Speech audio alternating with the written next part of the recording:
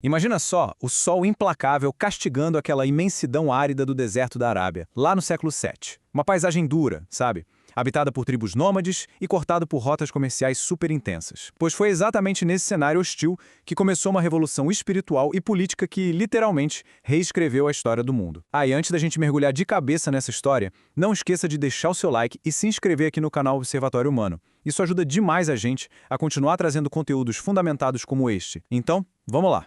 A grande pergunta que fica no ar nesse comecinho da nossa história é fascinante. Como é que um movimento único, que nasceu no meio de tribos politeístas lá no deserto, conseguiu crescer tanto a ponto de unir mentes e corações de bilhões de pessoas em todos os continentes? Para entender isso, a nossa jornada de hoje vai passar por 6 pontos essenciais. Primeiro, a origem e o profeta. Depois, a hégira e expansão. Passando pelo Alcorão e a fé, os 5 pilares básicos, as vertentes de sunitas e xiitas, e fechando com o alcance global hoje. Ponto 1. A origem e o profeta. O nascimento de um movimento na Arábia do século VII. Bom, lá no centro comercial de Meca, que era um lugar próspero e super agitado, um mercador chamado Maomé costumava buscar retiros espirituais tentando encontrar um sentido maior para as coisas.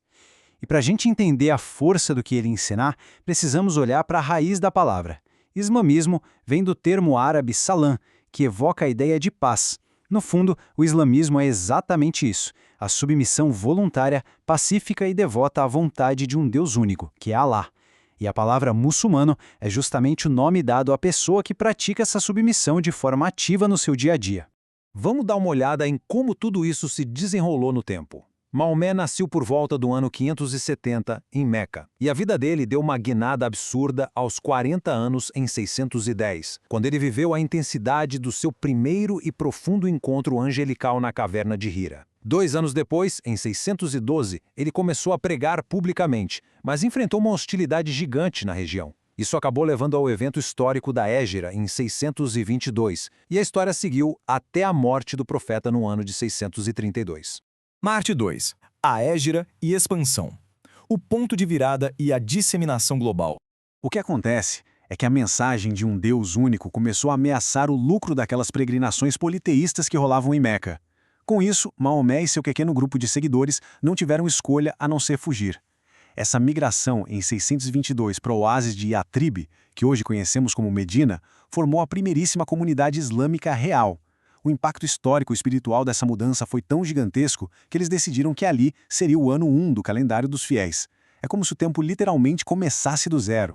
E a partir daí, o ritmo das coisas é de cair o queixo. No ano do falecimento de Maomé, em 632, a Arábia inteira já estava unificada. Sob a liderança dos primeiros califas, como Abu Bakr, o movimento não parou de crescer. Eles passaram por cima das resistências dos enfraquecidos impérios persa e bizantino num piscar de olhos. Em questão de um século, eles não só alcançaram a Península Ibérica pela via militar, como a mensagem viajou na bagagem dos mercadores lá para o Extremo Oriente, criando raízes sólidas onde hoje ficam a Indonésia e a Malásia.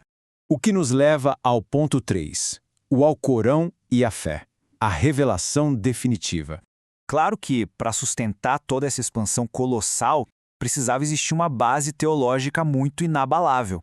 E isso fica maravilhosamente claro nas primeiras palavras reveladas na Sura 96. Olha que forte! Lê em nome do teu Senhor que criou. Criou o homem de algo que se agarra.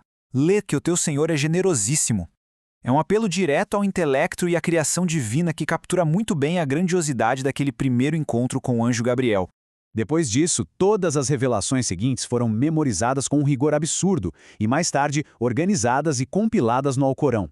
Ele é dividido em 114 suratas, ou capítulos, e o grande diferencial do Alcorão para a fé islâmica, comparado a outros textos sagrados mais antigos, é que eles acreditam que ele não sofreu absolutamente nenhuma alteração humana ao longo dos séculos. Para os muçulmanos, essa é a palavra final, literal e direta, vinda do Criador.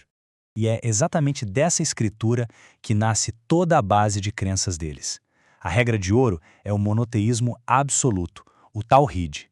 Eles acreditam em anjos, respeitam profundamente os textos sagrados anteriores como a Torá e os Evangelhos e honram profetas como Moisés e Jesus.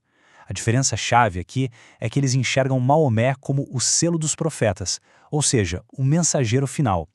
E tudo isso se amarra numa crença muito forte na predestinação e num rigoroso julgamento final. Seção 4. Os 5 pilares básicos. A estrutura da vida muçulmana. Mas como toda essa teoria tão rica funciona no dia a dia, é aí que entram os famosos 5 pilares. A rotina deles é totalmente moldada por isso. Começa pela profissão de fé constante, que é a Shahada. Depois vem a disciplina mental e física do Salah, que são aquelas 5 orações diárias voltadas para Meca. Tem o Zakat, que é a doação sistemática para ajudar os necessitados. E, claro, a aprovação do jejum no Ramadão, o Saum, e o Hajj, que é aquela grande peregrinação a Meca que o fiel faz pelo menos uma vez na vida, se tiver as condições para isso. Mas o ponto crucial, a base que antecede todas as outras práticas, é a Shahada. Não é um ritual super complicado, sabe? Trata-se simplesmente de dizer uma única frase com convicção total. Não há outro Deus senão Alá, e Maomé é seu mensageiro. Quando alguém pronuncia isso com sinceridade absoluta, é o que basta para ser abraçado oficialmente por essa enorme comunidade. Ponto 5. Sunitas, xiitas e vertentes. O cisma histórico.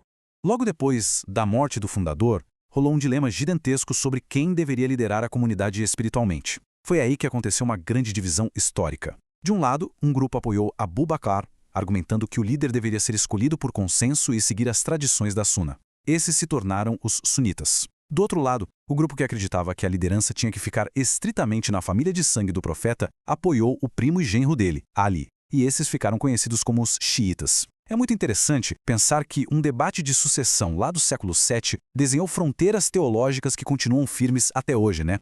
Mas para deixar claro, o mundo islâmico vai muito além dessa grande divisão em 2 grupos. O panorama é um mosaico incrível. Tem o ibadismo lá em Omã, que é uma vertente bem antiga e moderada. Tem a galera do sufismo, que foca naquela dimensão mais mística e meditativa da fé. Na Turquia desponta o alevismo, bem heterodoxo e sincrético. E na Índia do século XIX surgiu a Ahmadiyya. Cada uma dessas tradições adiciona camadas profundas e super complexas à experiência de ser muçulmano. E chegamos ao nosso último ponto. 6. O alcance global hoje. Uma fé sem fronteiras. Para ter noção de onde essa tradição chegou nos dias de hoje, a magnitude desse número é quase indescritível. 1 bilhão e 900 milhões de pessoas. É isso mesmo, estamos falando de praticamente 1/4 de toda a população do globo unida por essa mesma fé estruturada. Se a gente olhar para dentro desse número gigantesco para ver como eles se dividem, notamos que os sunitas são a esmagadora maioria, representando entre 85% a 90% de todos os muçulmanos. Já os xiitas, os seguidores da linhagem de Ali, formam uma minoria, sim, mas é uma fatia muito expressiva e poderosa, que fica ali na casa de 10 a 15% da comunidade global. E aqui a gente precisa quebrar uma ilusão geográfica muito comum. Quando se fala em islamismo, todo mundo pensa logo no Oriente Médio, certo? Mas a verdade é que a grande maioria mora no continente asiático. A Indonésia sozinha é o país com a maior população muçulmana do mundo inteiro. Mais de 30% vive no sul da Ásia. O Oriente Médio e o norte da África juntos concentram só uns 20%. E a gente também vê as fronteiras dessa fé se expandindo nas Américas, com comunidades crescendo bastante, inclusive aqui no Brasil, que já conta com dezenas de milhares de adeptos. Parando para pensar em toda essa jornada, desde os desertos implacáveis de Meca até as cidades populosas e arquipélagos asiáticos de hoje, a gente não consegue evitar uma pergunta. Sendo o grupo religioso que mais cresce no mundo, no momento, como é que essa mensagem, que ecoou lá no século VII, vai continuar moldando a nossa política, a nossa cultura e o nosso futuro global nas próximas décadas? É uma reflexão fascinante e instigante para a gente levar adiante.